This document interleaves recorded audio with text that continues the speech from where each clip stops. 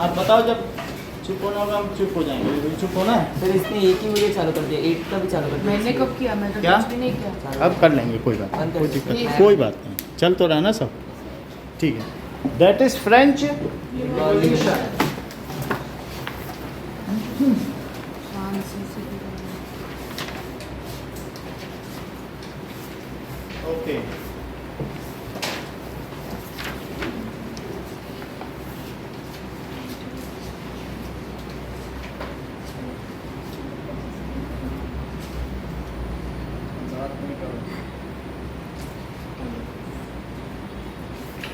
Now अब देखिए, फिर तुम 10 पेन के चक्कर में पड़ी, तुमसे कहा था कि बात नहीं करो, या तो पहले पेन का ही बंटवारा कर लें।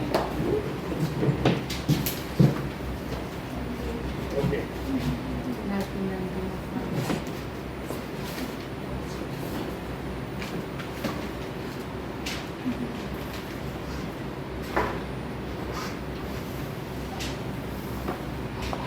हाँ बोलिए। ठीक है, ठीक है,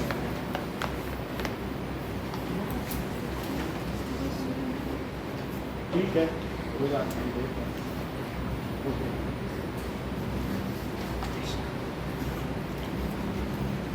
पॉलिटिकल मैप ऑफ वर्ल्ड। अब देखो कि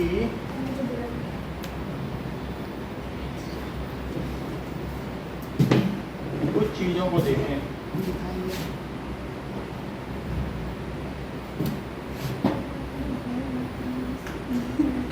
ओके, तो ये तो जो इस साइड है, बात ही कर रहे हो तो फिर कैसे होगा ना। अब देखो,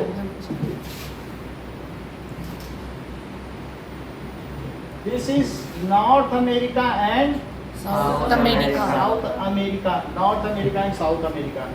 तो इसी में कई चीजें और होंगी। तो ये अमेरिका हो गया, और इसके बगल में क्या होगा? That is Europe. तो यूरोप में क्या होगा कि there are certain European countries, ठीक है। ये तो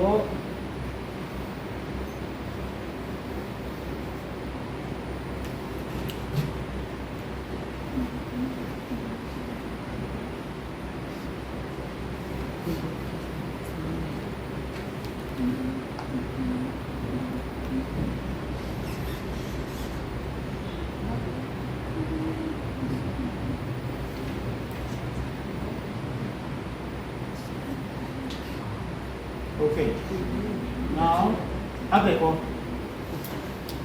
ये जो this is Europe plus Asia, ठीक है, या यूरेशिया भी कह सकते हो। और यहाँ पर एक कौन सा माउंटेन है सर? यूराल। तो यूरल माउंटेन है, जो कि मून से भी दिखता है माउंटेन। तो ये इन दोनों को अलग अलग दो कंटिनेंट्स में डिवाइड करता है, ठीक है। ये रशियन कंटिनेंट है। और अगर यहाँ देखें तो फ्रांस यहाँ है, जिसके बारे में हम बात करने जा रहे हैं। This is France. This is Ural mountain को थोड़ी देर के लिए अगर हटा दें तो ये रशिया हो जाएगा। यहाँ पर अब अलग अलग कौन से हैं? देयर आर, दैट इज, देखो कि इसके इधर पर ऑस्ट्रिया, और उसके नीचे क्या है? हंगरी। ऑस्ट्रिया हंगरी, ये ऑस्ट्रिया हंगरी है। ये देखेंगे तो जर्मनी है, ठीक है। This is Germany. नाउ उस समय की बात है, ये जो अमेरिका है, अमेरिका में ब्लैक इंडियंस रहते थे, ब्लैक इंडियंस रहते थे। तो ये पोर्शन है जो इंग्लैंड है, दैट इज इंग्लैंड। इंग्लैंड ने क्या किया? यहाँ अपने कॉलोनीज बना ली। कितनी कॉलोनीज बना ली? 13। कितनी कॉलोनीज बना ली? 13 कॉलोनीज बना ली। और सिर्फ इतना ही नहीं है, वहाँ के लोगों को वो बंधुआ मजदूरी कराते थे, पूरा दिन काम करवाते थे, शाम को बस खाना दे के भेज देते थे। वो उनको बांध लिया था एक तरीके से, कोई पगार नहीं देते थे। There were no wages and 13 colonies, a large area of United States of America का उसने अपने अंडर में ले लिया था। उसी समय की बात है कि लुई 16 फ्रांस का राजा बना। ठीक है, तो अब हम लोग पढ़ने जा रहे हैं कि that is French revolution. France में क्या हुआ? French revolution. फ्रांस में रिवॉल्यूशन हुआ। तो जरा देखें कि हम लोग और कोई कंट्री का रिवॉल्यूशन क्यों नहीं पढ़ने जा रहे हैं, हम फ्रांस का ही क्यों पढ़ने जा रहे हैं। जैसे कि हमारे यहाँ पर भी होता था, हम लोग पहले इतने इग्नोरेंट थे, इतने अज्ञानी थे कि अगर हमारे यहाँ जो राजस्थान में है कि कहीं के लोग हैं तो उनको पता चला महाराणा प्रताप यहाँ पर राज्य कर रहे हैं, अच्छा महाराणा प्रताप का राज करें, जय महाराणा प्रताप के नाम पर। फिर अगले दिन बोला सुनती हो अकबर ने यहाँ कब्जा कर लिया, अच्छा अकबर कर लिया, जय अकबर जय अकबर। कल फिर महाराणा प्रताप हो गए, जय। उन्हें लेना देना ही नहीं है, उनकी कोई अपनी विजिलेंस नहीं, बस खाना कमाना है, बस जो राजा उसकी पूजा करना। अब हम लोग क्या कर रहे हैं, ऐसे कैसे हमारी कोई इंच जमीन लेगा, हम जाते हैं अभी युद्ध। अब हम लोग में नेशनहुड आ गया। अब हम लोग सोचते हैं कि 100 मोदी आ जाए, 100 राहुल आ जाए, चाहे 100 मोदी मर जाए, चाहे 100, लेकिन देश का 1 इंच नहीं जाना चाहिए। अब हमारे सामने क्या है, नेशंस फर्स्ट। लेकिन ये नेशनहुड की फीलिंग पहले नहीं थी। जो राजा जितना जीत लेता था लोग उसी के भक्त हो जाते थे। नेशनहुड की किसी में फीलिंग थी ही नहीं, और तुम जिसके अंडर में उसी की सेना में भर्ती हो जाओ। कल राणा प्रताप में तो उनकी सेना में चले जाओगे, आज अकबर में तो उनकी सेना में चले जाओगे। तो नेशनहुड की जो फीलिंग थी कि our territory is our country, it is our mother. हमारा जो देश है, जो हमारी सीमाएं हैं, जो हमारा क्षेत्र है, वो हमारी माँ है। समझ में आ गया कि नहीं। जैसे फ्रांस ने कहा कि our territory is our Marianne, Germany ने बोला हमारी टेरिटरी हमारी जर्मेनिया माँ है। फ्रांस ने क्या बोला, हमारी जो टेरिटरी है वो हमारी मैरियनी माँ है। और भारत ने क्या बोला, हमारी टेरिटरी हमारी भारत माँ। सो इस काइंड का एलिगोरी किसने दिया पूरे दुनिया को? France. France was the first nation in which that is Rousseau, बड़े बड़े विचारक पैदा हुए। Jean Jacques Rousseau, John Locke, ऐसे उन्होंने बात बताई कि हम न दूसरे की 1 इंच जमीन लेना चाहते, न अपनी 1 इंच जमीन किसी को देना चाहते। तो ये दोनों पहले लोग जिनके ये these were the think tanks, these were the thinkers. So their thoughts were ultimately disseminated throughout the world, and the world was impressed, affected by the motivational ideas of France. तो फ्रांस से ही सब लोगों ने ये जो nationhood की अवधारणा है, तो इस तरीके से हम लोग कहलाते हैं सिटीजन ना। फ्रांस का ही है, फ्रेंच में भी। अभी आप पीछे देखो निक्की होटल है, वहाँ सब फ्रेंच में लिखा है कौन कौन सी रेसिपी मिलती हैं। तो हम लोग जो सिटीजन हैं, तो सिटोयन और सिटोयिनी वर्ड फ्रांस का ही है। तो हम लोग सिटीजन क्यों कहलाते हैं?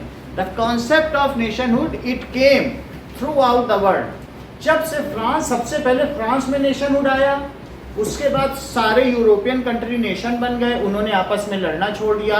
धीरे धीरे ये भारत में आया, भारत नेशन बना, फिर पूरी दुनिया में अब नेशनहुड है। तो सबसे पहले किसने दिया ये concept? France has given this concept. और उसके बाद से लड़ाई झगड़ा बंद हो गया, फिर कोई किसी पर आक्रमण नहीं करता है, क्योंकि जब लोगों में नेशनहुड हो जाएगी तो सारे एक साथ लड़ पड़ेंगे, आखिरी बच्चा भी लड़ जाएगा। बोलो बात समझ में आ गई कि नहीं? So this concept was given by France. तो अब हम बात कर रहे हैं सबसे पहले की, जिस समय, ये कब की बात है, क्या 1789 की हम बात कर रहे हैं? Yes sir. देखो तो that is क्या हुआ होगा 1789 में, जरा देखिए। तो 1789 में होल्ड रह जाएंगे। ओके, उससे थोड़े पहले बोलो क्या कह रहे हो?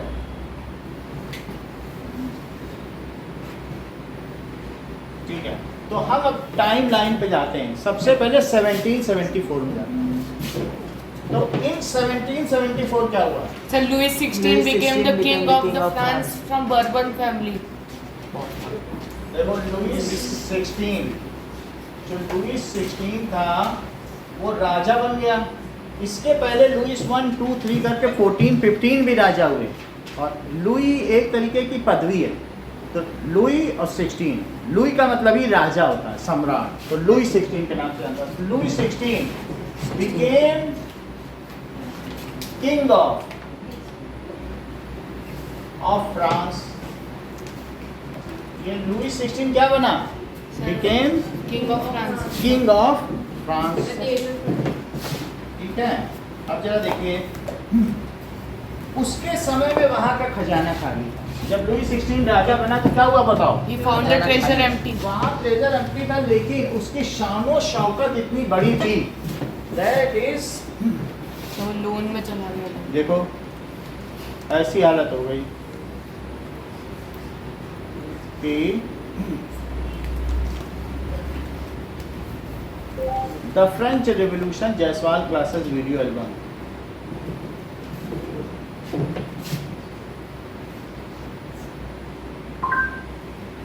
तो क्या हुआ होगा?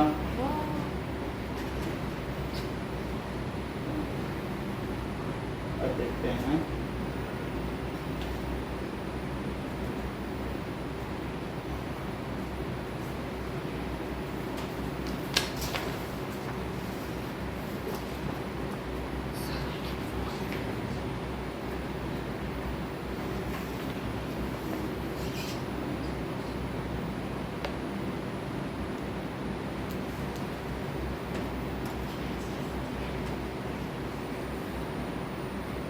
Now let us see the French Revolution.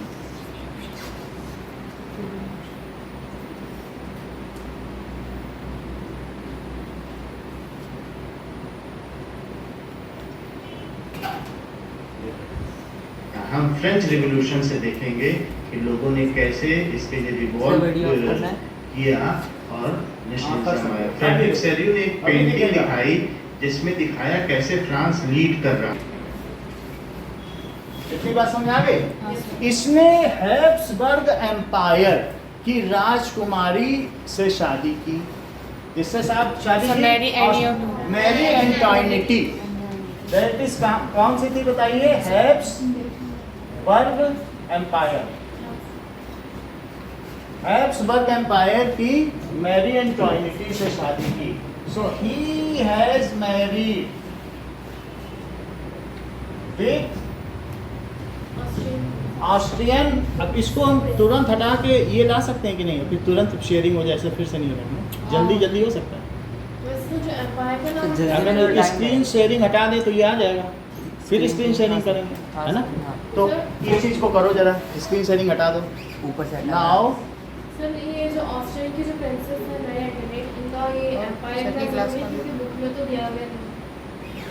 अभी करते हैं। मीट में देखा हो गया? ऊपर। उसका आपको क्या? चलो अब ऑन कर लो, बस वीडियो ऑन करो, ये सही है। अभी बताना बेटा, आना अभी बताते हैं। देखो, ही हैज़ मैरिड विथ, ये बहुत अच्छी बात कह रही हैं कि यही वो काउंसलर थी जिसने जर्मन के एसोसिएट के साथ फ्रांस को बर्बाद किया। बहुत बड़ी बात बोल रही हैं, कितनी कीमती चीज़ है। आना नहीं बताया, नहीं सर मैंने डीपली स्टडी किया, नहीं तो ऐसे कोई कहाँ बता पाता है। अभी किसी ने अभी बताया, मतलब कि उनकी वाइफ के बारे में बोला, तो बहुत बड़ी बात जिसने भी बोली। तो जैसा कि आना ने बताया, ही हैज मैरिड विथ, किसके साथ बोलो? That is princess of Austria Germany Habsburg empire. कहाँ की princess? Austria, Austria, Germany, Austria, Habsburg, Germany Habsburg. Princess. तो एक तरह से मतलब इसमें मतलब संगति हो। Austria Germany, princess of Austria Germany Habsburg empire. और उसका नाम क्या था? Nameless Marie Antoinette. ठीक है, एंटोइनेटी के साथ शादी की। इतनी बात समझ। अब आगे देखो, तो शी हैड मैरीड, ये वीडियो तो हम ग्रुप में भी शेयर कर देंगे, ओके? अब आगे देखो, तो स्क्रीन शेयर करनी है। लगातार राजा बनते रहे। लुई 18 आगे देखो। इनकी बूर्बो डायनेस्टी का लास्ट किंग था।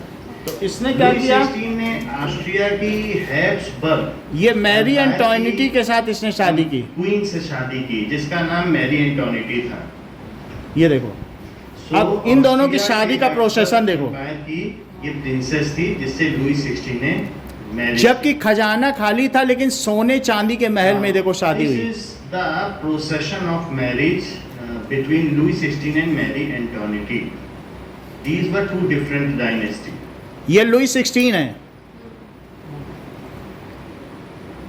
Louis 16 prince palace of Versailles में रहता था, जो बहुत भव्य महल था। अभी हम आगे देखेंगे और ये जिस मैरी महल में एंटोनी- रहता था उसने उसको कैसे बनवाया। दैट इट वाज, ये सोने चांदी का महल था। द पैलेस ऑफ वर्सलीज कैसा था।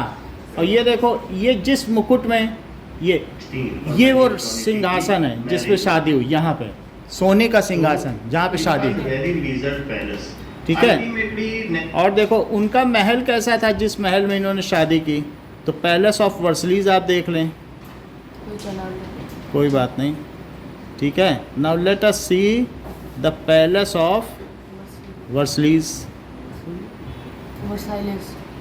ये देखो, ये कितना भव्य महल है। ये देखो, अब यहाँ से ये क्या है बताओ। people in यही है। तो बहुत बड़ी बात कही इन्होंने।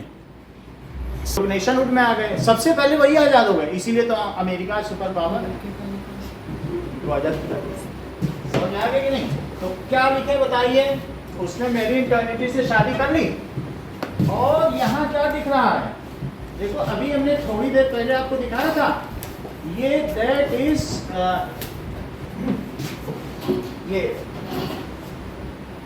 This is the photograph of, वहाँ का एक बहुत बड़ा वो पेंटर है जिसने फोटो बनाई। और उसने क्या फोटो बनाई जरा देखो, क्योंकि जो तुम अभी पढ़ रहे हो वही तुम 10th में भी पढ़ोगे। फ्रेंची रेवोल्यूशन चलेगा, क्योंकि इतना महान रेवोल्यूशन है कि सबसे आगे क्या फ्रांस निकल गया। और ये देखो जरा, जर्मनी। क्या ये स्टैचू ऑफ लिबर्टी है, स्वतंत्रता की देवी, जो अभी न्यूयॉर्क में बनी हुई है। तो फ्रांस को उसने आज़ाद कर दिया, आशीर्वाद दे दिया। देखो इसमें क्या लिखा है, आप फोटो देखो, पीछे देखो और पीछे भी दे दो। सो इट वाज ए फोटोग्राफ। और इसमें भी बताओ किस फोटोग्राफर का नाम है, बताओ, बोलो लो, आप लोग भी देखो। दिस फोटोग्राफ पीछे भी देखो। फ्रेडरिक सोरियो ने ये पेंटिंग बनाई। देखो कितनी अच्छी पेंटिंग है, हिंदी वाले में आपको सबसे क्लियर नहीं।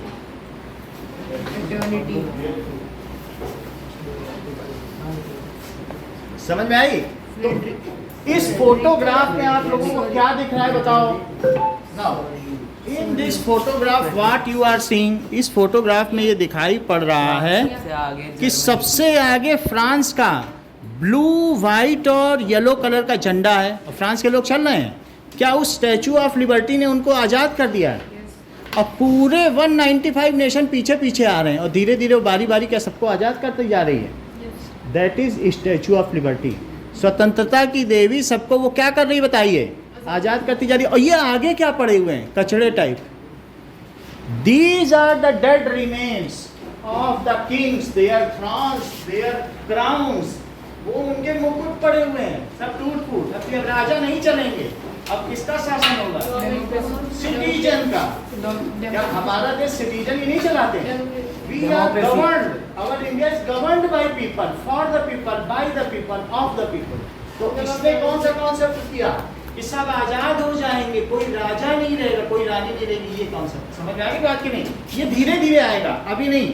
अभी तो ये पहले अपनी खराब नीतियां तो चला ले और फिर क्या लोग इसका विद्रोह करेंगे। Yes, sir. तो ये तुम क्या नीति चला रहे हो। 2 बिलियन लिब्रे तुमने ले लिया, और 1 बिलियन लिब्रे और एड पे डेप्थ में था। समझ आने बात की नहीं। अभी लोग इसका विरोध करेंगे। फिर फ्रेडरिक सेरियू इतने बड़े रूम में, इससे भी बड़े चर्च के रूम में ये पेंटिंग बनाएगा। 6 पेंटिंग 6 दीवारों में। ये छोटी मोटी पेंटिंग नहीं कागज पे बनाई गई, इसके 4 गुने बड़े कैनवास पे ये बनी। अभी भी जाओगे तो मिल जाएगी फ्रांस में। समझ आओ, वहीं बैठ के डाइनिंग करो। 6 पेंटिंग बनाई थी, 6 की 6 फेमस हैं। समझ आ गई बात ना। आगे की बात देखो। तो पहली बात क्या बताई, इन्होंने हैब्सबर्ग की प्रिंसेस से शादी कर ली। अच्छा, और आगे की बात देखो कि नाउ ही हैड फ्री। इसके आगे देखो इसने कैसे वहां के आजाद कराया। Late us see this also. कि इसने वहाँ के लोगों को कैसे अलग कराया। थोड़ा क्लियर भी होना चाहिए।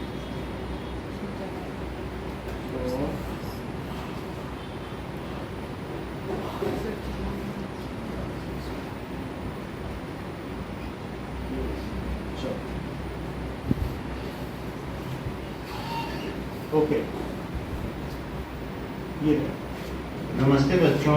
How nationalism rose in Europe from dynasty from the monarchy. Rose in Europe है, ये 10th का है, लेकिन उसके पहले तो नेशनलिज्म आया। हम फ्रेंच रिवॉल्यूशन से दूसरे कंट्रीज को नेशनलिज्म गेन करने के लिए, फ्रांस ने बहुत पहले रिवॉल्यूशन नेशनलिज्म गेन कर लिया था सबसे पहले 1674 में वहाँ राजा बना। ये देखो लुई 16, ये राजा बन गया। लुई 16 जब फ्रांस का किंग बना तो उस समय उसका खजाना खाली था, द ट्रेजरी वाज एम्प्टी। तो फ्रांस का किंग लुई 1 से लुई 16 तक लगातार राजा बनते रहे। लुई 18 इनकी बूर्बो डायनेस्टी का लास्ट किंग था। लुई 16 ने ऑस्ट्रिया की हैब्सबर्ग एम्पायर की क्वीन से शादी की जिसका नाम मैरी एंटोनिटी था। सो ऑस्ट्रिया के हैब्सबर्ग एम्पायर की ये प्रिंसेस थी जिससे लुई 16 ने मैरिज की। महल आपने देख लिया कितना अच्छा महल था। Procession of marriage between Louis 16 and Marie Antoinette. These were two different dynasties.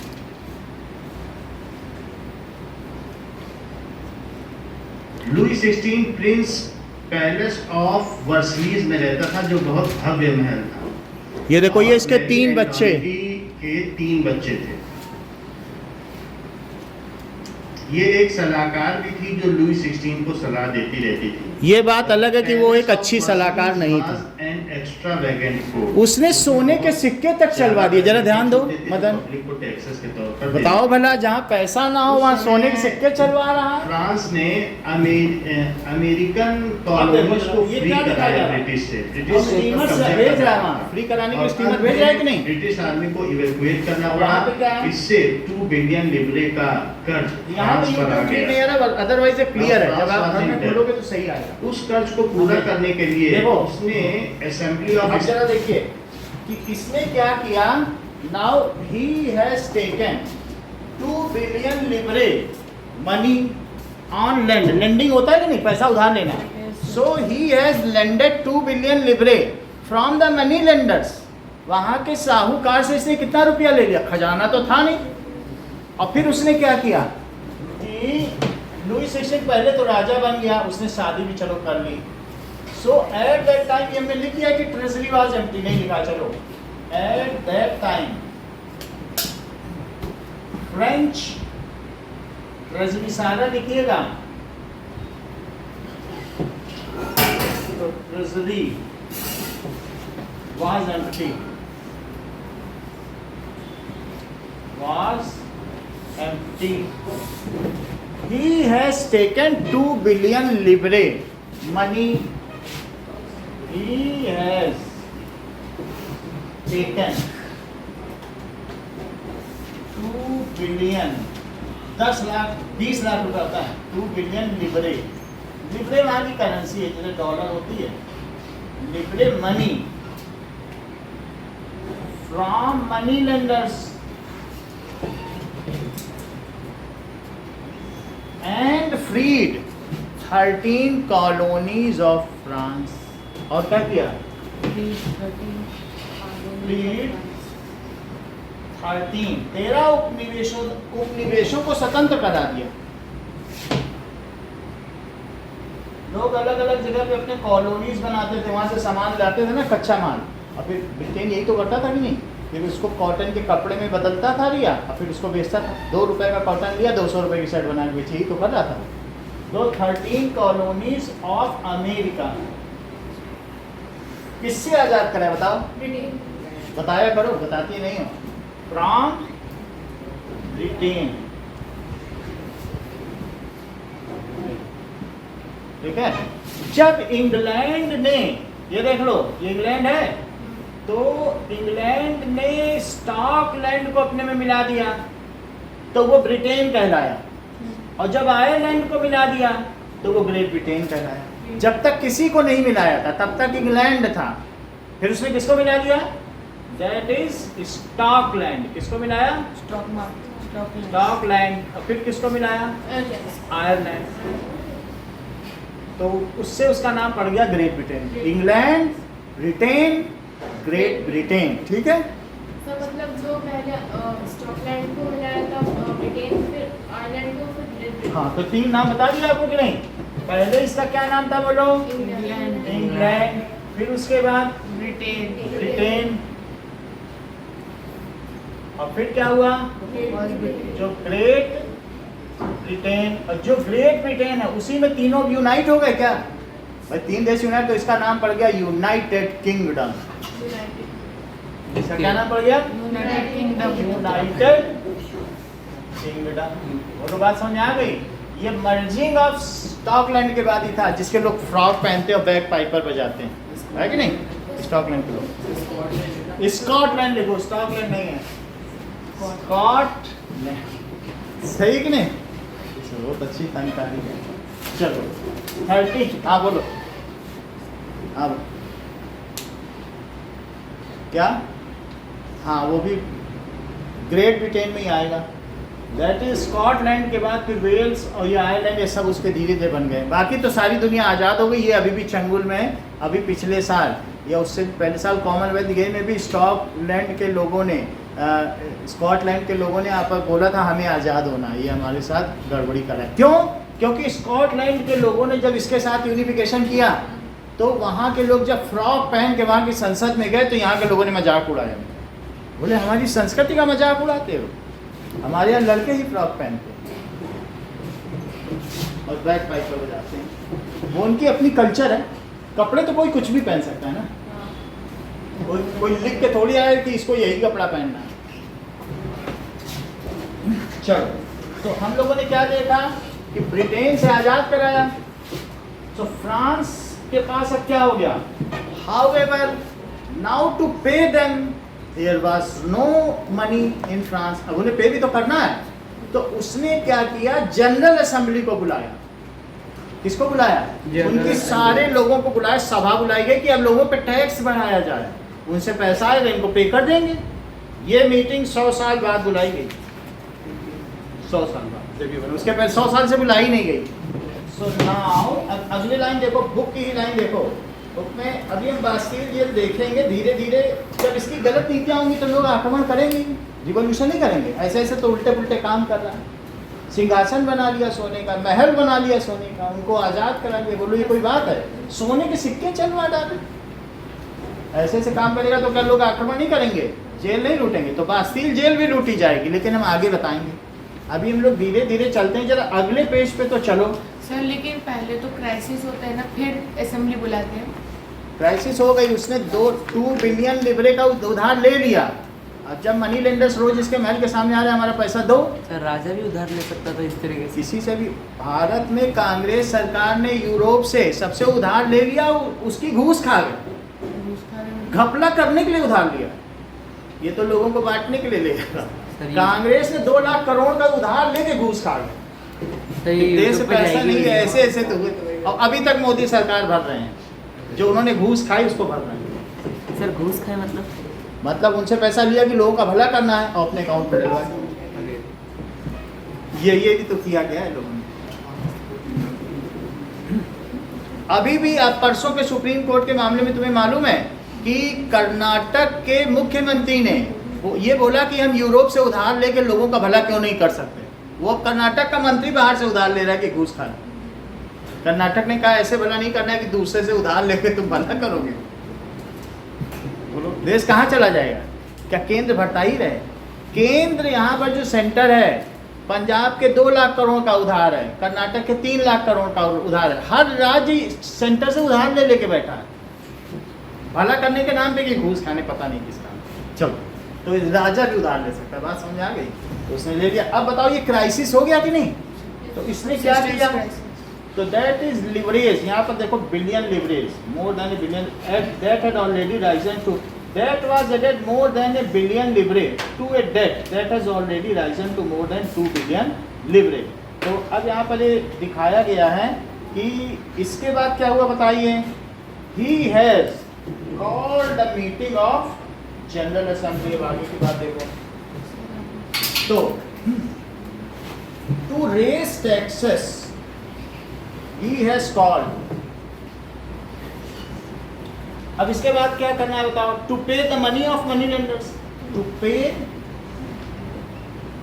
Money of money lenders. He announce, अब उसने क्या किया, he called meeting of general assembly, meeting of general assembly बुलाई है। So 20 दैट जून इज को assembly of states भी उसको कहते हैं। जो जनरल असेंबली उसे क्या कहेंगे, असेंबली ऑफ स्टेट्स। इस चीज को देखें तो meeting of state, meeting sir video call of हो गई। Of state general. इसका मतलब समझो, उसने किसकी मीटिंग बुलाई, मीटिंग ऑफ स्टेट जनरल्स को उसने बुलाया। नाउ ई स्टेट सर, ई स्टेट मतलब स्टेट वो उस टाइम की एक ओल्ड ऐसी बात है, रेजिम, स्टेट और स्टेट अभी हम समझाते हैं। वो उस टाइम की एक ओल्ड रेजिम थी जो कास्ट को डिवाइड करते थे। ये ऑफ हो गई, जैसे स्विच हो गई। चलो वो 3 कास्ट होते थे, नोबिलिटी, क्लर्जी वो सब हम समझा देंगे। उसने हमको किराया दिया है कि तुमको किराया दिया है, मत बताओ उसको, सब सीक्रेट है, ये सब चीज़ें बताई नहीं जाती इन लोगों को। इन लोगों को ऐसे ही जीने दो, ये इसी तरह से जीने के काबिल है। कुछ मत बताओ, बस थोड़ा सा नॉलेज मत बताओ, सीक्रेट को मत डिस्क्लोज करो। लेट देम सफर। और जो जानकार है वो सुख पाएंगे। Ultimately you will be the king. इनको जीने दो ऐसे ही।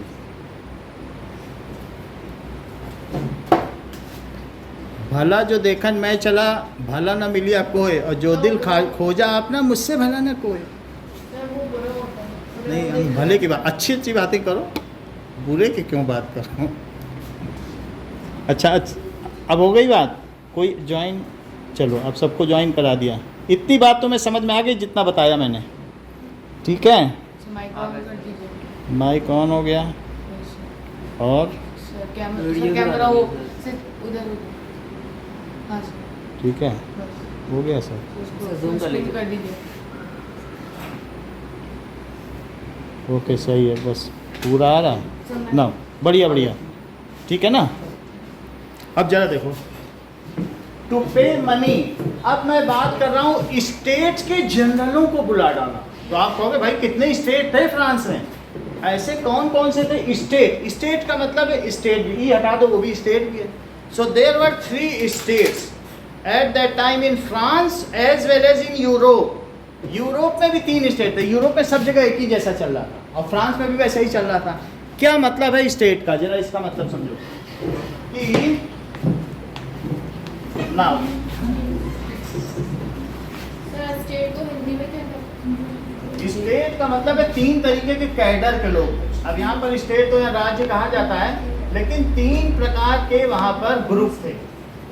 3 डिफरेंट टाइप्स ऑफ ग्रुप्स, उनको स्टेट बोला जाता है। कौन कौन से स्टेट थे जरा देखो। So at that time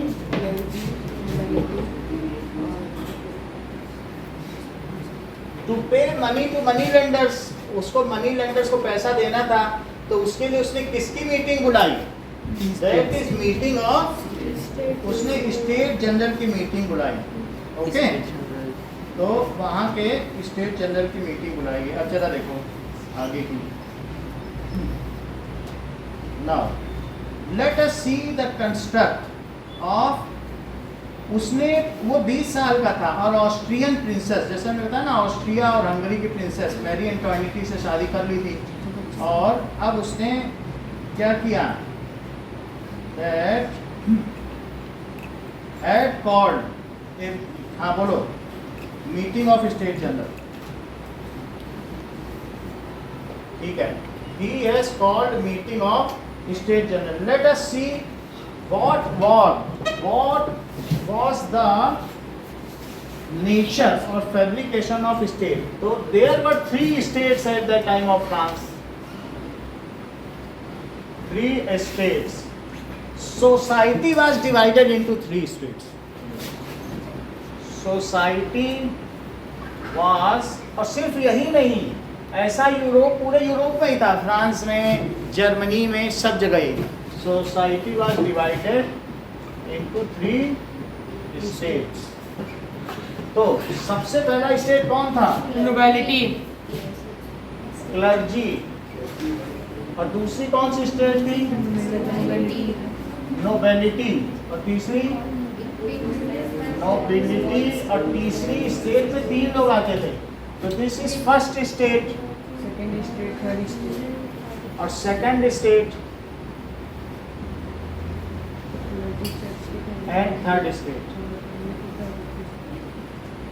ध्यान दीजिए, उस समय रोम का बोलबाला था और रोम में पोप रहता था. पोप जानते हो, सबसे बड़ा जो क्रिश्चियनिटी का सबसे बड़ा हेड है.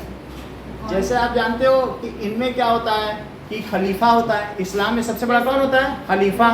तो बोलो ये क्रिश्चियन लोगों में सबसे बड़ा कौन होता है? पोप में. वो रोम का रहता है. तो इनके यहाँ भी जो फर्स्ट स्टेट थी वो पादरियों की थी. वो कौन थे? पादरी का मतलब फादर समझते हो. और इसको क्या कहते हैं? नोबिलिटी का मतलब सामंत. सामंत राजा और उसका परिवार. और ये बाकी जन. तो ये फादर एंड नन, इसमें कौन आएगा? फादर एंड नन्स आएंगे. तो राजा जब राजा बनता था तो पादरी बोलता था, yes now you are the messenger of God and you all public you obey him, he is the messenger of God. वो उसको अथॉरिटी दे देता था. उसके इतना कर देने से ही राजा लोग कहते थे, देखो अब तो मैं राजा बन गया, मुझे फादर ने क्या कर दिया? मेरे सर पे हाथ रख दिया. He has graced me with God's compassion. राजा के वो मतलब गॉड के कंपैशन से ग्रेस कर दिया. पादरी का सिर्फ इतना ही काम था. लेकिन लोग उस समय बहुत रेडिक्यूल थे, ऑर्थोडॉक्स थे. वो सोचते थे भगवान ने ही तो भेजा है, अब जियो और मरो, राजा के लिए मरो. तो जितना भी लोग करते थे टैक्स देते थे. तो उस टैक्स का एक हिस्सा किसके पास जाता था? क्लर्जी के पास, पादरी लोगों के पास, फादर के पास. तो इनको बहुत बड़ी बड़ी जमीन मिली हुई थी.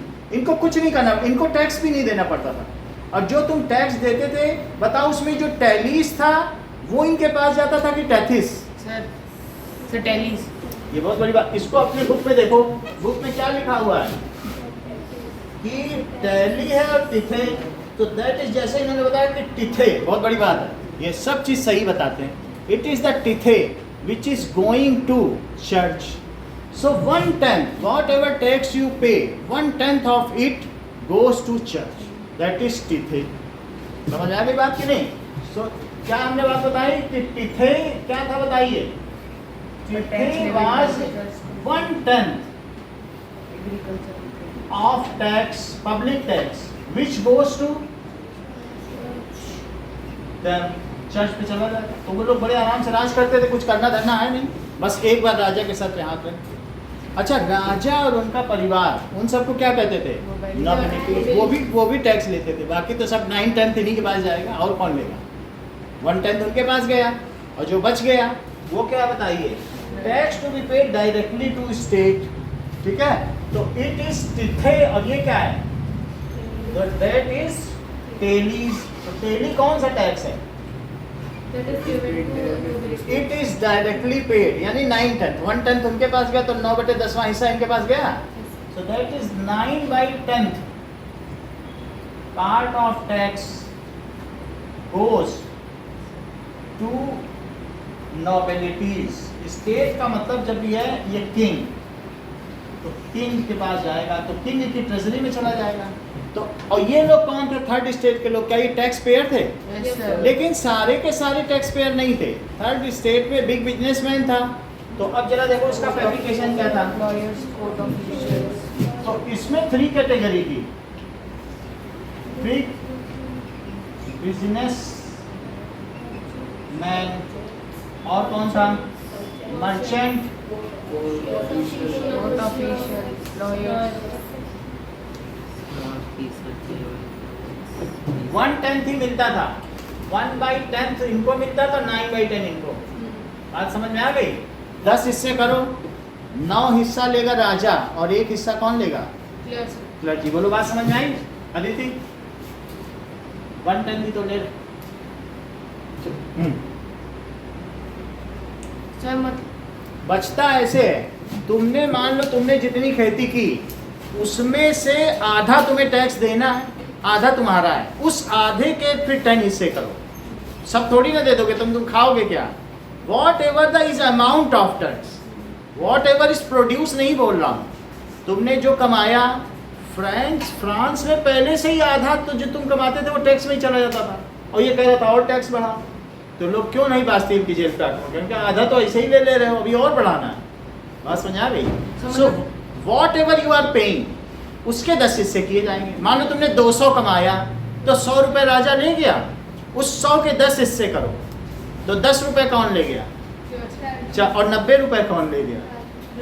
राजा ले गया, और 100 तुम्हारे अपने। 200 कमाया था, 100 अपनी जेब में रखो, अब जो 100 बचा 100 में से इसके 10 पार्ट्स करो, एक पार्ट 10 रुपये दे दो इसको और 90 रुपये किसको दे दो इसको। बोलो बात समझ में आ गई है दीदी? तो बाकी अपने पास कितना बचा? 100 200 तुमने कमा लिया, हाफ ऑफ यू जितना तुमने ग्रेन कमाया वो बीच से तलवार चला देगा सामान तक, इतना मुझे दो, रखो मेरे रथ पे, चैरियट पे, आधा ले जाओ। तो गलत है।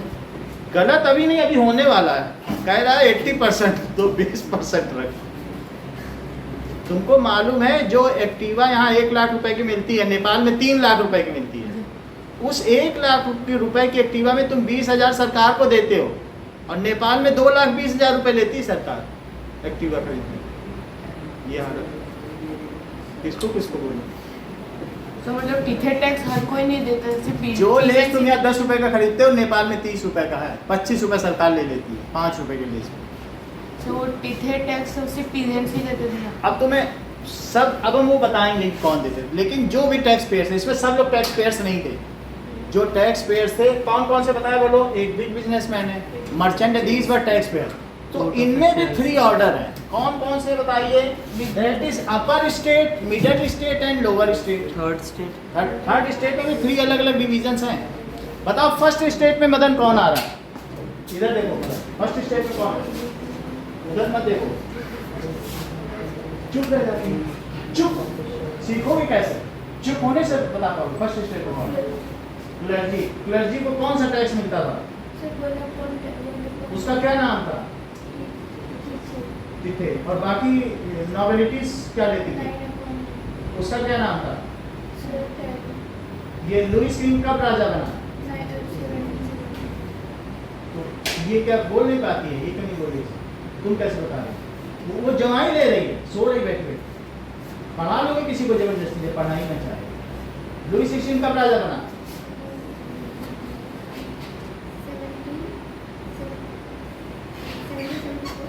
किससे शादी की? बताइए, किससे शादी की? वो किस अंपायर की थी?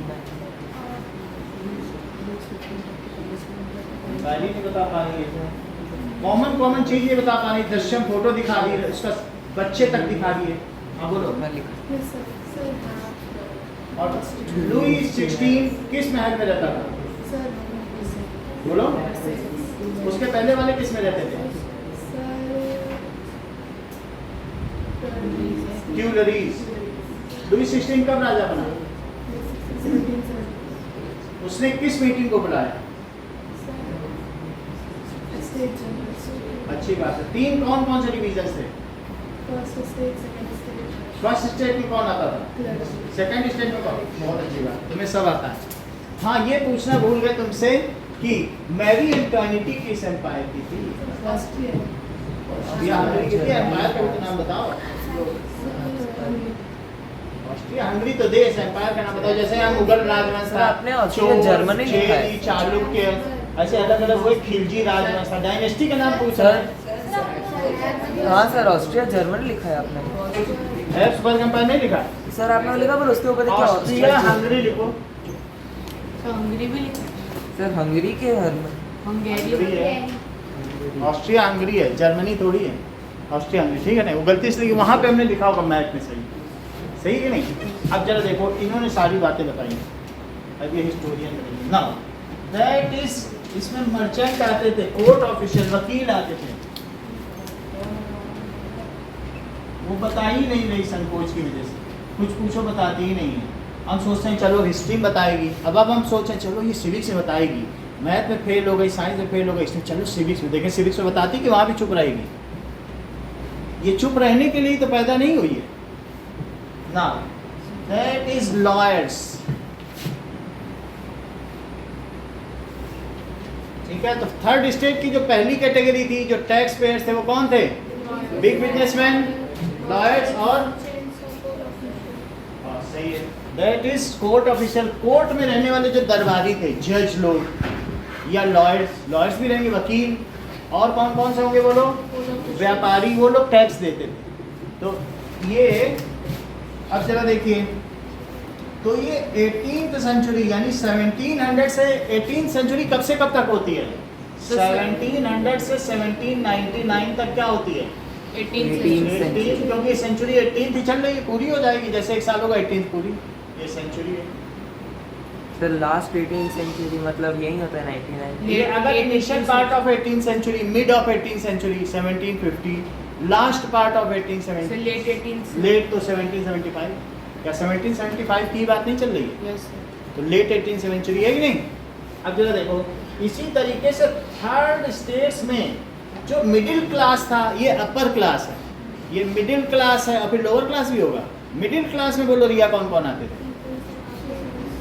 बताओ। Artisans, Peasants and artisans. Artisans का मतलब शिल्पकार, जो आर्ट करते थे। दैट इज पीजेंट्स, अरे बोलते हैं। उनके अपने खेत थे। आर्टिजन्स का मतलब गढ़ाई, चाहे लकड़ी की गढ़ाई करें चाहे मूर्ति की करें। और सर पीसेंट्स? पीजेंट्स किसान, बड़े वाले आर्टिजन्स, और ये वो वाले हैं जो दैट इज हैविंग लैंड, और जो लैंडलेस फार्मर है वो तीसरे में है, वो लोअर क्लास में है। तो वो जो लैंडलेस फार्मर्स थे तो उनकी खेतों में हेल्प करते थे। हाँ, उनके यहाँ जाके काम करेंगे, रोज की पगार लेंगे, वो तीसरे हैं। कौन है बताओ? Small peasants, landless labour, servants, small peasants, landless labour, और तीसरा क्या है? सर्वेंट्स। तो ये जो थे, ये अपर क्लास है, ये मिडिल क्लास है, ये लोअर लोअर क्लास। तो ये चीज है अपर क्लास। थर्ड स्टेट में भी एक अपर क्लास है, और ये क्या है बोलो? Middle class. और सबसे नीचे कौन है? Lower class. इतनी बात हो गई। तो देयर वर 3 क्लास। रिचार्ज की समस्या तो है ही है। चलो अब आगे देखो। सर जो मनी लेंडर्स होते थे वो किंग से भी पैसे लेते थे। मनी लेंडर्स तो बड़े बड़े मर्चेंट्स ही मनी लेंडर्स हैं, वो पैसा देते थे। वो लेंगे क्यों? मनी लेंडर से तुम कोई भी उधार ले सकता है, राजा भी लेगा तो लौटाना तो पड़ेगा ना। ऐसे किसी पब्लिक का पैसा लूट थोड़ी ना सकते हो, फिर राज्य कैसे जाए? फिर तुम लुटेरे हो, राजा हो ही नहीं। सर मनी लेंडर्स या अपर क्लास है? मनी लेंडर्स यही मर्चेंट ही मनी लेंडर्स, जिनके पास पैसा होता था। बिजनेसमैन ही मनी लेंडर्स, अलग से कोई मनी लेंडिंग थोड़ी करता है। इनके पास पैसा है। यहाँ पर भी इंडियन गवर्नमेंट कभी अडानी से ले लेगी इतने पैसे, फिर दे देगी, ऐसा होता है। अब देखो, तो अब उसने क्या किया बताइए? क्या इनके जो स्टेट के जनरल कौन थे, इसी में टॉप 200 लोग बुला लिए, वो जनरल है। 200 लोग, 200 इसके बुला लिए, 200 इसके बुला लिए, तो 600 लोगों की मीटिंग बुलाई। उसको क्या कहेंगे? असेंबली ऑफ स्टेट्स के जनरल। बहुत बड़ा फ्रांस है। 1-2 जन, हाँ बोलो। सर लेकिन उसमें डबल थे ना सर, तभी तो उन्होंने आर्ग्यू किया था कि उनका वोट, वो हम बता रहे हैं। दैट इज मतलब स्टेट जनरल तो उनकी वोटिंग का क्या परसेंटेज है, वो हम उसका कंस्ट्रक्ट बता देंगे। लेकिन आप समझ गए ना, इन्हीं के लोग स्टेट के जनरल, ये 3 स्टेट्स हैं, और इन्हीं स्टेट्स के कौन बुला लिए जाए? जनरल, और उनकी मीटिंग बुला ली जाए। सर हाँ, क्लर्जी में पॉपुलेशन कम नहीं होगी? क्लर्जी के बहुत कम लोग थे। तो अब जरा देखो 200 सर। वो सब बता रहे हैं ना। उसने क्या बुलाई बताइए, दैट ही हैज कॉल्ड, किसकी मीटिंग बुलाई, meeting of state general to raise taxes, to Raise tax. Sir उसने टैक्स बढ़ाया। किस लिए टैक्स बढ़ाने के लिए बुलाई, फॉर पेइंग देम। हाँ बोलो। सर यहाँ पे तो ये हुआ कि फर्स्ट और सेकंड इसके लिए 300 पीपल थे और थर्ड के 600 पीपल आए थे ना। Yes ऐसे sir. ही वो अभी हम देख लेंगे, तो इसमें लिखा double हुआ ही थे। That we will see. इसी में पढ़ो, जो बुक में लिखा हुआ है ना उसी से पता चल जाएगा। ठीक है, अब आगे की बात देखो कि 90% पीजेंट्स जो फ्रेंच सोसाइटी में 90% लोग किस स्टेट के थे, ठीक है। Sir, Third state. Third state. So in France 90% people were of third state, लेकिन उनके पास 10% भी जमीन थी। बाकी कैसे? और बाकी देखो कैसे लैंड का डिवीजन है। Small number of them have owned there land, 60% is land owned by nobles. देखो दे ओन, बोलो 10% जमीन जो कैसे खेती करेंगे। 90% पीपल थर्ड स्टेट के थे and few were nobilities and very few were clergies. Clergies तो और भी कम थे। नोबिलिटीज में सेना के बड़े बड़े वो लोग आएंगे, ठीक है। और नोबिलिटीज कितने करते थे बोलो, नोबिलिटीज है 60% लैंड। तो बोलो अब क्लर्जी के पास कितनी लैंड होगी, क्लर्जी है 30% लैंड। फिर से समझिए कि अगर मैं कहूँ कि क्लर्जी कितने थे, सर तो बाकी के 10% लैंड अभी बता रहे हैं, दैट इज नोबिलिटीज। और ये क्या है, थर्ड स्टेट। तो इसमें क्लर्जी 4% है, ये 6% है और ये 90% है पॉपुलेशन। इनके पास लैंड कितनी है, 30%। इनके पास लैंड कितनी है, 60%. 60%। और इनके पास कितनी है, तो लैंड टोटल 100% हो गई और लोग भी 100% हो गए। तो क्या तुम इस डिवीजन को ठीक मानते हो कि नहीं ठीक मानते हो। Who were tax payer, third state. That is these were tax payers तो थर्ड के and पास these ज़्यादा were लैंड होनी चाहिए। exempted from tax and benefited from tax। ना सिर्फ इनको एग्जम्पशन था बल्कि इनको टैक्स का फायदा भी मिल रहा है। That is exempted from tax and benefited from tax। इतनी बात समझ में आ गई कि कैसे वहाँ की सोसाइटी थी रन कर रही। सर हाँ, नोबल्स में जो राजा की फैमिली के अलावा और कौन कौन लोग आते जिसको वो बोल देता था तुम यहाँ के सामंत हो, अच्छा जाओ तुम्हें मारवाड़ की या तुम्हें पाली की ज़मीन दे दी, वहाँ से तुम ज़्यादा से ज़्यादा टैक्स लेकर बैलगाड़ी में हर महीने भेजा कर, तो वहाँ वो लेगा अपने मन से टैक्स भेजेगा। मतलब राजा किसी से खुश होकर अगर उसको किसी ज़मीन का टुकड़ा दे देता तो उसको वैसे वही सामंत कहलाता। फिर भी जो नॉबिलिटीज़ होती है, नॉबिलिटी का मतलब है that is very high class, जो ऐसे कह सकते हैं कि कुलीन वर्ग के प्राणी, एलाइट पीपल जानते हो ना, Yes. Elite people, very high class, तो उसको क्या कहेंगे, नॉबिलिटी। जिनका वंश जैसे लुई 16 या उनका पूरा परिवार जहाँ भी फैला हो, या जिसको उन्होंने ज़मीन दी हो, हु आर रिलेटेड, वो सभी नॉबिलिटीज हैं। ओके, तो इवन यहाँ पर इन्होंने आर्मी को इसमें नहीं डाला है, इसका मतलब है आर्मी माइट आल्सो कम, वरना यहाँ कहीं डाल देते, आर्मी भी इसमें आती है। सर आर्मी किस मतलब स्टेट में थी? Nobility. नॉबिलिटी की तरह वो भी फायदा, क्योंकि जो वहाँ कहीं से जीतेगी उसका लूट का 10 हिस्सा आर्मी के लोग ही ले लेते थे, ये हर जगह रिवाज था। 90% राजा खजाना में जाएगा और लूट का 10% हिस्सा ले लेते। अब देखिए, तो इसके बाद क्या हुआ, there was feudal system in French society and European. Feudal system का क्या मतलब होता है? So feudal system मतलब एक किंग अपने नीचे अंडर में अपॉइंट कर सकता है सर। नहीं, फ्यूडल सिस्टम का मतलब है सामंतवादी प्रथा, that is a part of the population is paying tax and other were exempted from tax. ये फ्यूडल सिस्टम था, इसको लोग एबॉलिश करवाना चाहते थे, कहते थे सब टैक्स पे करें, तो वहां पे फ्यूडल सिस्टम था। फ्रेंच सोसाइटी हैज, अभी तुमने देख लिया सब कर रहे हैं क्या, तो क्या लिखोगे बोलो? फ्रेंच सोसाइटी हैज, अब यहाँ पर पढ़ो कहीं फ्यूडल सिस्टम दिखा भी होगा, तो फ्यूडल सिस्टम वर्ड आया है तो जरूर इसका कहीं मतलब है, ऐसा क्लियर है नहीं? उसमें देखो तो ये कहाँ दिया है? feudal privileges और post caste। Last second paragraph में दिया है। feudal So dues. noble was feudal privilege. They excluded from Feudal duties. तो dues है। इसका मतलब समझो, the two states were not paying taxes while the third state was paying taxes। इस चीज को feudal system कहते हैं। A part of population is paying taxes while others were exempted, and such kind of system is known as Feudal system. Feudal system was there in French society in France. It means first and second state were exempted from tax.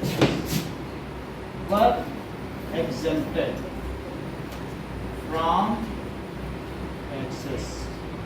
और ये मुझे बताओ कि इसमें कौन tax payer थे? Third state में जो लोअर क्लास था वो नहीं करता था, और इसमें वो पीजेंट्स जो, अगर मान लो एक मजदूर का 700 रुपये वेतन है, एक मजदूर तुम घर में बुलाते हो ना काम करने के लिए, लेबर आते हैं ना कभी कभी मकान बनाने के लिए, तो तुम अगर 3 मजदूर का वेतन बताओ कितना हुआ?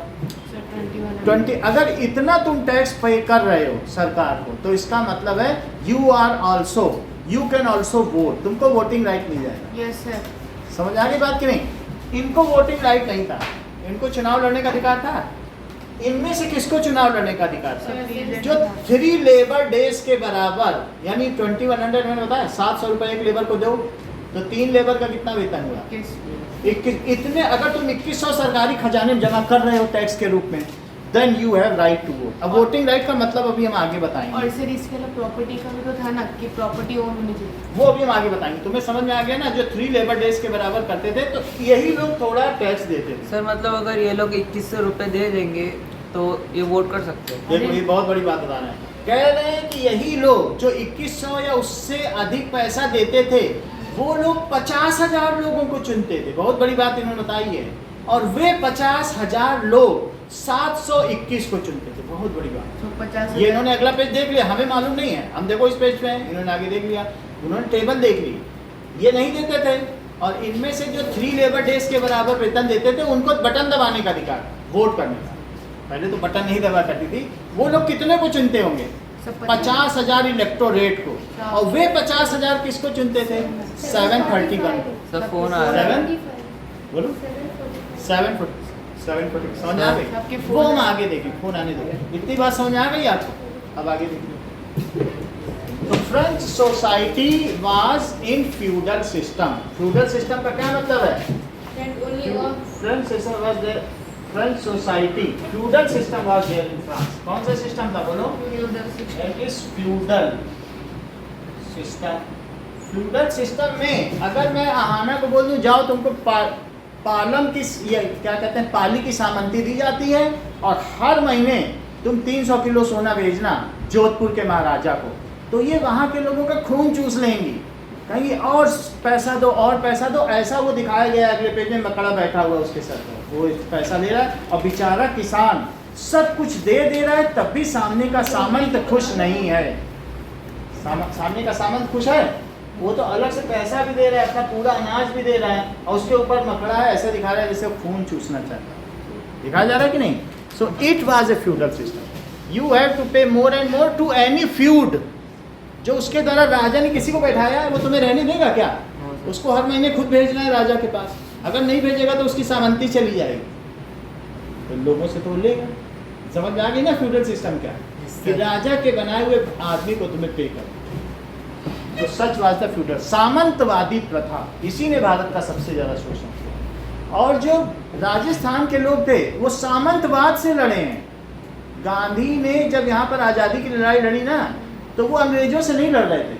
यहाँ पर तो कभी अंग्रेज आए ही नहीं, आए होते तो सब तहस नहस हो गया होता। जो विरासत है, बड़े बड़े यहाँ पर महल और किले हैं, आए नहीं कभी। यहाँ तो सामंतों ने भर भर के सोना भेजा अंग्रेजों को, लो हम तुम्हें खुश कर रहे हैं पहले से ही। समझ आ गई बात कि नहीं? तो यहाँ के लोग, गांधी जी ने कहा तुम्हारे सामंतवाद को हटाएंगे, तुम लड़ो हमारे साथ हो। तो इन्होंने आज़ादी को आज़ादी की तरह नहीं लड़ा है। से झुक गए थे राजस्थान के राजा तो झुक गए थे ना। वो तो शुरू से ही झुके हुए थे, वो उनको सोना देते रहे। और अंग्रेज आना भी नहीं चाहते थे। रेत और बालू में कौन आएगा, अपनी एनर्जी क्यों वेस्ट करना। 600 किलोमीटर दूर पर एक एक छोटे छोटे किले थे, वहाँ कहाँ वो चल पाते, नहीं? ये भी बात। तो ये चीज़ है, इसको कहते हैं सामंतवादी प्रथा। सामंतवादी। ओके, अब आगे देखो क्या टाइम हुआ है, देखो जस्टिन घड़ी नहीं सर, 20 हो गए, 11:20। अब आगे देखो। तो ओके, तो इसने क्या किया बताइए? मीटिंग बुलाई। And what was the meeting? Meeting का डिटेल तुम्हारी बुक में दिया, जरा पढ़ो। कहाँ दिया कि कितने कितने लोग थे, उस मीटिंग के बारे में पढ़ो। फ्यूडल सिस्टम की डेफिनेशन है कि first and second states were exempted from taxes, however third state was paying taxes. First और सेकंड मतलब part of the population is exempted from tax, it is called feudal system. Feud कौन होता है? राजा के द्वारा नियुक्त एक मंत्री जो किसी एक रीजन या टेरिटरी को संभाले और वहाँ के लोगों से टैक्स इकट्ठा करके मंथली राजा को भेजे। बोलो बात समझ में आई? राजा ने किसी से खुश होकर उसको एक टेरिटरी दे दी, जैसे मारवाड़, मेवाड़। अगर यहाँ के राजा ने किसी को अलग अलग दे दिया, अपने सामंत या फ्यूड बैठा दिए, तो वो लोग वहाँ के किसानों से पैसा इकट्ठा करके मंथली राजा को भेजेंगे।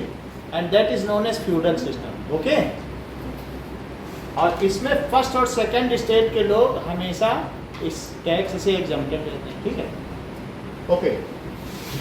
आगे की बात देखिए कि नाउ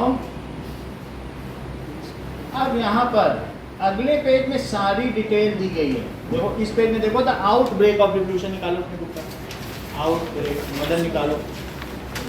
कुछ चीजें फिर तुमसे पूछेंगे मदन, बताओ लुई 16 ने किससे शादी की? भाई तुमको बताना तो पड़ेगा।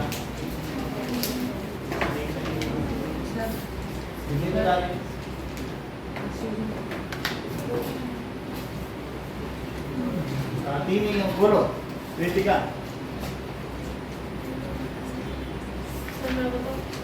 हाँ, मेरी कमेटी कहाँ की थी, किस अंपायर की थी? ये हम ठीक ठीक है, किस अंपायर की थी? सही बोल रहा है, पहले बार सही बोला। और किस प्रिंसली स्टेट की थी? सर वो जो ऑस्ट्रिया हंगेरी। ऑस्ट्रिया हंगेरी की थी, ठीक है कि नहीं?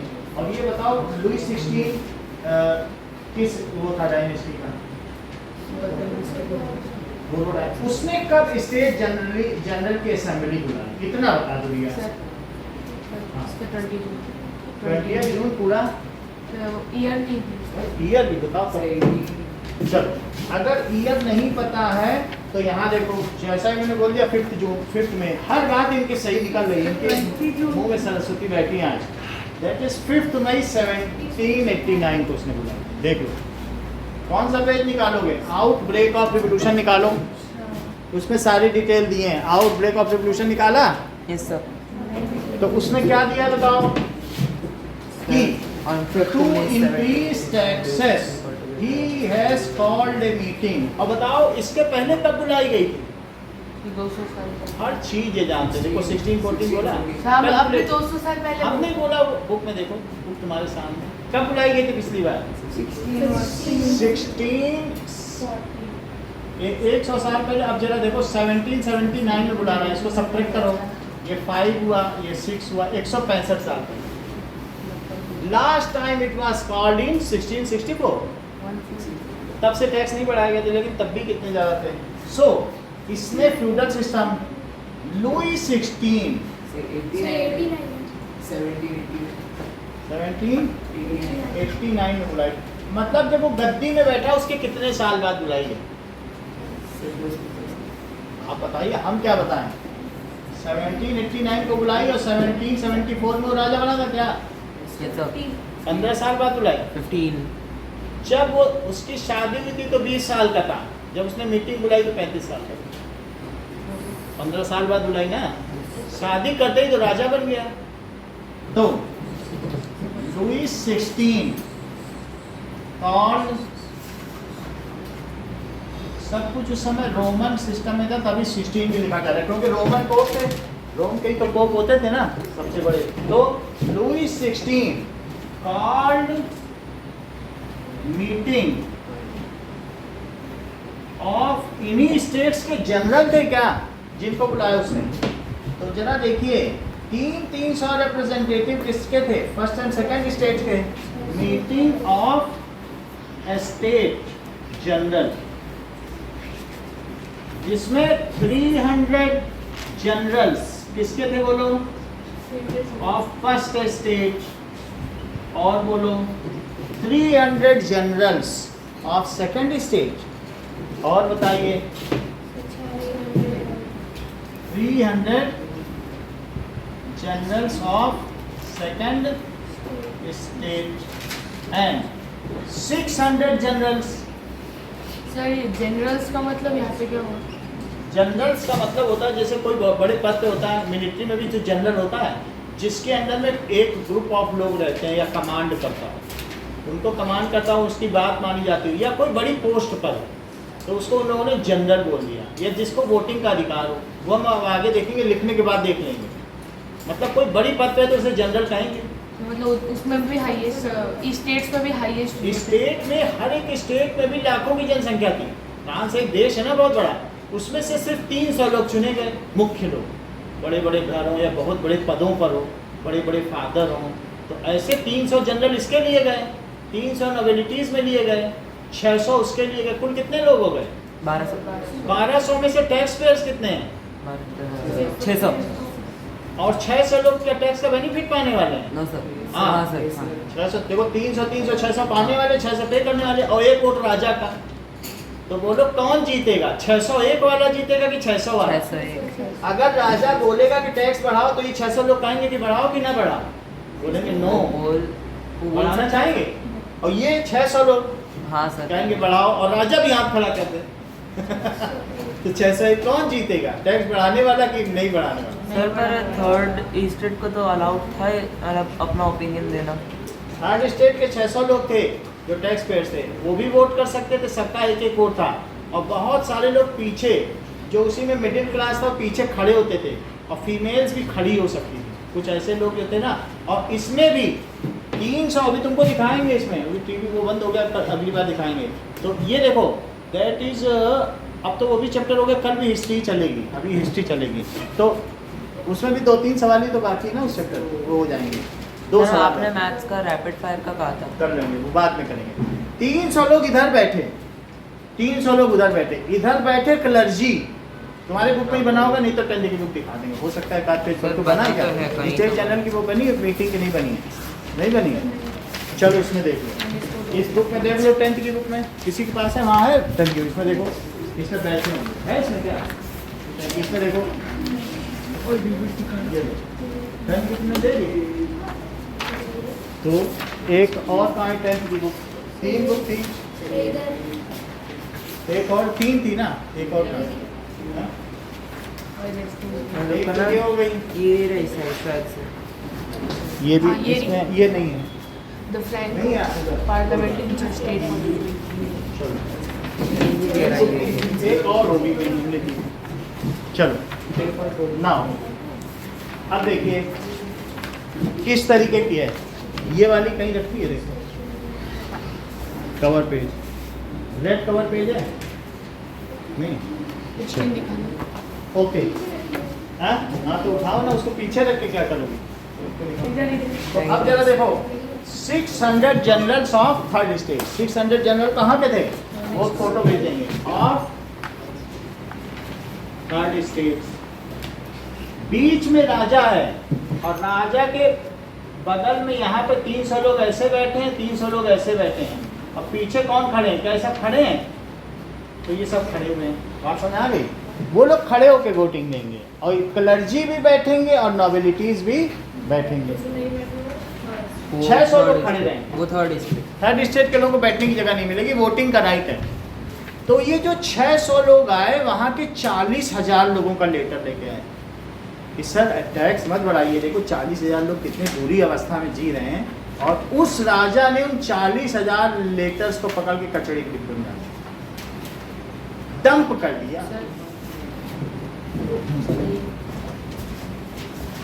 सर फिर वो लोग मीटिंग छोड़ के चले गए। हाँ, फिर टेनिस कोर्ट हो, कसम खा। अब जरा देखो कि तो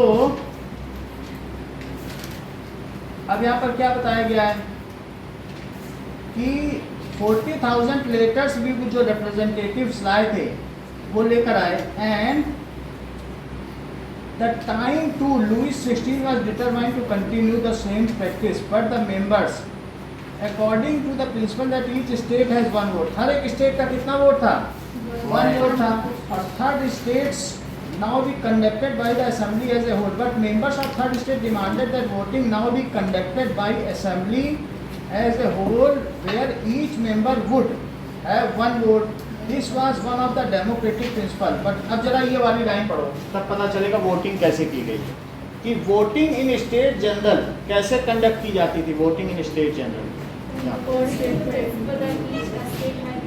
ईच स्टेट का 1 वोट था। बड़ी बात है, वो कह रहे हैं फर्स्ट स्टेट का 1 वोट, 300 लोग आपस में तय कर लें, एक आदमी उठाएगा हाँ हम तैयार हैं, सेकंड स्टेट से पूछेगा हाँ हम तैयार हैं, और थर्ड का एक ही माना जाएगा, भले उसके 600 लोग, 600 नहीं माना जाएगा।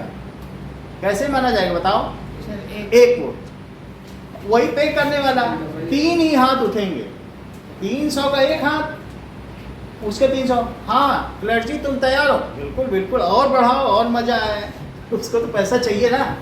हाँ बोलिए आप तैयार हैं? Nobilities, yes of course we are ready, please increase as soon as possible. वो भी बढ़वा दे, 2 हाथ उठ गए, और तुमसे तैयार हो third state, down, 1 is down 2 is up tax. तो ये सही है क्या? ये डेमोक्रेटिक एथिक्स के अनुसार है। और अगर मान लो इसी में ऐसा किया जाए 600 वोट सबके हो जाए तो 1200 वोट हुए, और 1200 में एक मीरा बीयू था जो राजवंश का था, वो इसके विरोध में था, राजाओं के बीच बैठा था, पब्लिक के साथ था। तो कई ऐसे भी वहाँ राजा थे, तो लोगों का वो अत्याचार देख रहे थे कितने मुश्किल में, वो लोग उसके डाउन में वोट कर देते। तो वहाँ के लोगों ने कहा थर्ड स्टेट के, no sir it is not the principle of democracy, सबको एक एक वोट देने दो। तो कुछ हमारे नोबेल्टीज में भी बैठे हैं, हमारे अच्छे लोग, बहुत भले राजा लोग हैं, तो वो हमारे कर देंगे तो हमारे हो जाएंगे 600 से ऊपर, भले ही राजा करता रहे। समझ आए? अब उन्हीं लोगों का हम नाम लेंगे कि उन्होंने कैसे वहाँ की नेशनल असेंबली का गठन किया। तो राजा ने कहा no 1 vote of each state. बोलो ये सही मानती हो कि गलत? तुम बताओ।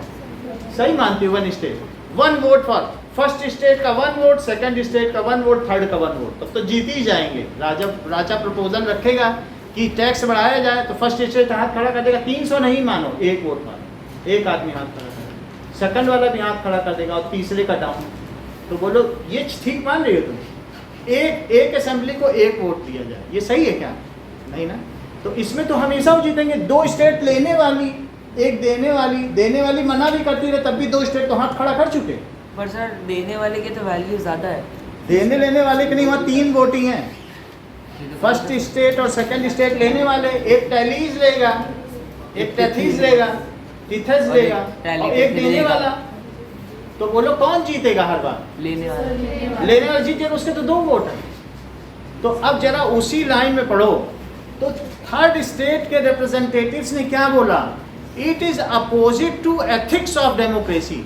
ये डेमोक्रेसी लोकतंत्र की भावना के खिलाफ है। सर ऐसे आप मत करो, जितने पीपल है 1 पीपल 1 वोट का रखो, जितने लोग हैं उनके वोट डलवाओ। तो हमारे यहाँ कौन से 2 लोग हैं? वहां पर कौन कौन लोग गए बताओ नेशनल असेंबली के लिए? एक मीरा बियू गया और कौन गया देखो एबे सईद। दो लोग वहां उनके बीच में बैठे हुए थे, वो चाहते थे किसका भला हो जाए, बेचारे पब्लिक का भला हो जाए। वो दोनों लोग डाउन प्ले करते तो वो लोग क्या इनके 602 वोट ना हो जाते, और उनके 598 और प्लस एक राजा भी दे देता तो 599 उनके होते। बात समझ आई? तो क्वीन के क्वीन इनका नहीं वोट था, असेंबली में क्वीन नहीं बैठे। समझ आई बात कि नहीं? 600 हैं दोनों तरफ। 600 कौन है बोलो? 300 ये, और इनमें दो लोग कौन बैठे हैं बताओ? Mirabeau Abbe Sieyes. वो दोनों इनके पक्ष में दे दे तो इनके कितने वोट हो जाएंगे? 602। इनके कितने बचे? 590। एक राजा का भी जोड़ दे तो कौन जीता? लेकिन राजा ने कहा no, we will not vote as per you, we will vote one assembly one state one vote. राजा ने क्या बोला? एक स्टेट का एक वोट है तो फर्स्ट और सेकंड स्टेट हाँ बोल देंगे तो जीत जाएगा। उस एक स्टेट के अंदर भी वोटिंग होती थी कि हमें ये करना है कि नहीं करना। हाँ, वो आपस में इंडिविजुअली 10 मिनट में उनको छोड़ दिया जाता था, तुम लोग तय कर लो 300 लोग मिलके, हाँ बढ़ाना है कि नहीं। 300 के लिए 10 मिनट, 10 मिनट भी दे दिया। वो सब इशारे में होता है, सभी तो मक्कार बैठे हुए हैं। हाँ बोले और क्या बढ़ाओ, समझ आए? आपस में कर लो। और वो 600 लोग में पसीने उनके छूट रहे हैं कि इतने में ही हमें देना पड़ेगा। समझ आ गई बात कि नहीं? तो उनका जो हेड है जो बोल देता था वही है, उनमें कन्फ्लिक्ट होता नहीं था। वो सब बैठे जरूर रहते थे लेकिन 10 मिनट दिया था। तो ये 600 लोगों ने क्या बोला? अगली लाइन में लिखा है that is the representative of third state has proposed that one person one vote system should be followed, not one state one vote. One state one vote मत करो, वन स्टेट वन वोट मत करो, तब तो 3 ही vote रह जाएंगे। One person one vote करो। King had denied it this proposal. उसने राजा ने प्रपोजल ही पुल डाउन कर दिया और वो 600 लोग जो थर्ड स्टेट के थे वो बिना वोट दिए वहां से उठे। और वहां बगल में एक रिवर थी। कौन सी रिवर थी? बुक में पढ़ो। तो उस रिवर के बगल में एक टेनिस कोर्ट था, वो वहीं पर जाकर इंडोर वर्सलीज की नदी थी ना, वर्सलीज रिवर ही था। वर्सलीज के बगल में उन्होंने महल बनाया, वहाँ नदी दिख रही थी जहाँ तुमने घोड़े देखे थे पानी में तैरते हुए। तो वर्सलीज की नदी के बगल में ही उस पार किए, वहीं वहाँ पर एक टेनिस कोर्ट में वो सब खड़े हैं, देखो तुम्हारी बुक में वो टेनिस कोर्ट ही है जहाँ पर इसमें आपको कौन खड़ा दिख रहा है? एबी सईद और दूसरा मीरा बियू। और उन्होंने कहा कि हम अब नए फ्रांस का निर्माण करेंगे, अब यहाँ पर नया संविधान बनेगा, new constitution will be displayed, new flag जो कि हमारा नेशनल फ्लैग होगा, हम लोग लुई 16 को जड़ से उखाड़ देंगे। और उन्होंने क्या चीज बनाई? National assembly. क्या बनाई? नेशनल उससे असेंबली। पहले कौन सी असेंबली थी बताओ? Assembly of state general. उन्होंने कहा हम असेंबली ऑफ स्टेट जनरल को नहीं मानते, वो हमारे साथ अन्याय कर रही है, और हम क्या बनाएंगे बोलो? National assembly. नेशनल असेंबली बनाने के लिए उन्होंने अगले पेज पे देखो नया झंडा बना दिया। अगला पेज खोलो। नेशनल असेंबली में इन सब लोगों ने शपथ ली और उसमें क्या दिख रहा है बोलो? यहाँ पे एक धनुष दिख रहा है। क्या दिख रहा है? ये धनुष है, किनारे से धनुष आता हुआ, देखो। तो क्या दिख रहा है बोलो? ये देखो, ये क्रॉस बोल, ये क्या है? अच्छा, दो बीच में क्रॉस। क्या क्रॉस में बहुत सारी लकड़ियां दिख रही हैं बीच में देखो, ये बीच में धनुष बाण है। गट्ठर क्या दिखाता है बताओ? एकता में शक्ति। बीच में ध्यान दो, यहाँ जो गट्ठर दिख रहा है ये क्या दिखा रहा है? ये ग्रुप ऑफ बंडल्स ऑफ लकड़ी है। ये क्या है? इससे एकता में शक्ति दिख रही है। पेज नंबर आपकी बुक ही है, उसमें क्या पेज नंबर? फर्स्ट चैप्टर है, वो है, देख रही है, मदन का देख लो, ठीक है?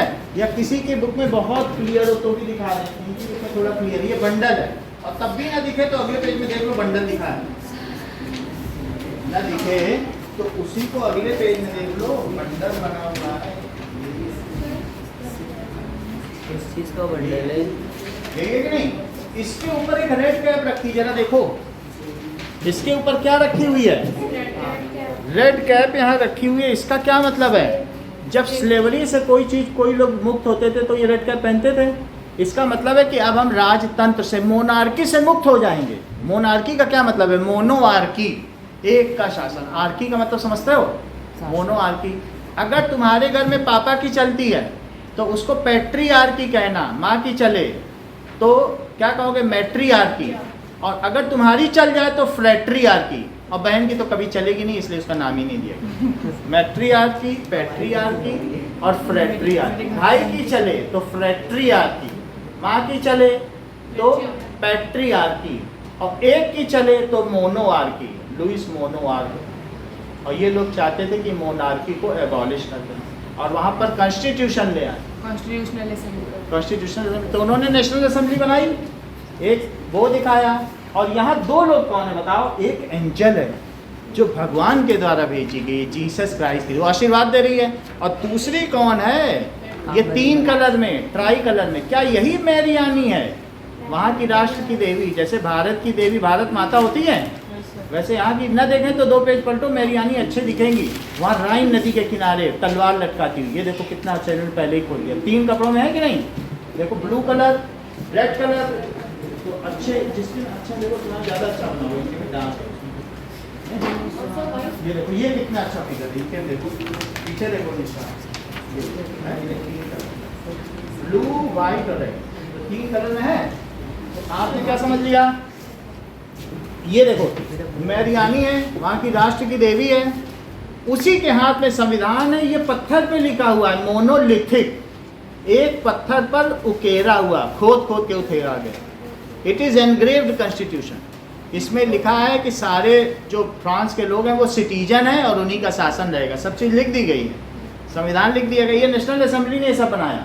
और ट्राई कलर फ्लैग उस समय इसी ने बनाया, पहले रॉयल फ्लैग चलता था, वो गिरा दिया उन्होंने, बोला अब हमारा तिरंगा चलेगा।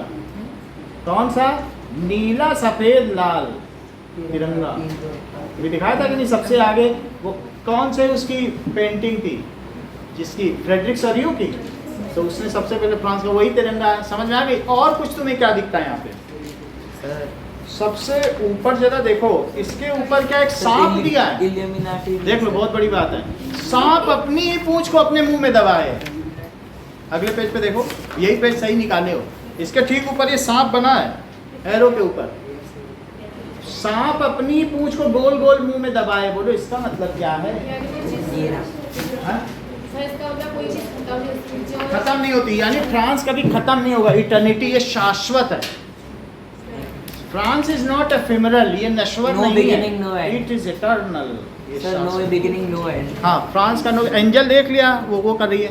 और ये बताओ, ये रॉयल सेप्टर भी बना हुआ है क्या, रॉयल सेप्टर, ये सोने की छड़, यानी अब असली शक्ति किसके हाथ में, रॉयल पावर, बना इसी में देखो, रॉयल पावर। पीछे तो रॉयल सेप्टर है, ये कहाँ है, रॉयल सेप्टर। और बोलो तीसरी आंख कहाँ बनी हुई है, तीसरी आंख सर इग्नोरेंस, वो कहाँ बनी है, मैप में देखो सर, ये सबसे ऊपर की टाइम पे। इसका क्या मतलब है, बोलो सर इग्नोरेंस, इग्नोरेंस नहीं, इग्नोरेंस तो अज्ञानता होती है, इग्नोरेंस क्यों कोई बोलेगा, सर यहाँ लिखा हुआ है क्या, स्टैंड्स फॉर नॉलेज, या ये स्कैटरिंग ऑफ इग्नोरेंस, बोलो इग्नोरेंस बिखर जाए, नॉलेज विल बी अटेन, ज्ञान आ जाए, है कि नहीं। तो थर्ड है कि हम लोग अब नॉलेज में आ गए हैं, हमारे पास बड़े बड़े हैं, जॉन लॉक, रेस्यू, इतने बड़े बड़े राइटर्स हैं, बोलो बात सही है कि नहीं। और कुछ तुम इसमें देख पाते हो, ब्रोकन चेन, तो कहाँ है, कौन लिए ब्रोकन चेन बताओ, सर क्या नाम है, ब्रोकन एंजल नहीं, एंजल नहीं ली है, ये देखो दैट इज ये मैरियानी, मैरियानी ने लिया है कि नहीं, मैरियानी के हाथ में है, एंजल के हाथ में तो रॉयल सेप्टर है, सही है, ठीक है, इतनी बात समझ में आ गई कि नहीं ना। तो और भी कुछ दिख रहा है, तो देखो कॉन्स्टिट्यूशन हो गया, सांप हो गया, तो इस तरीके से इनके जो सिंबल्स थे जो इन्होंने कॉन्स्टिट्यूशन बनाया वो यहाँ पर दिखा रहा है कि नेशनल असेंबली बन गई। इसके बारे में अगली क्लास में हम लोग और देखेंगे कि क्या किया जाएगा।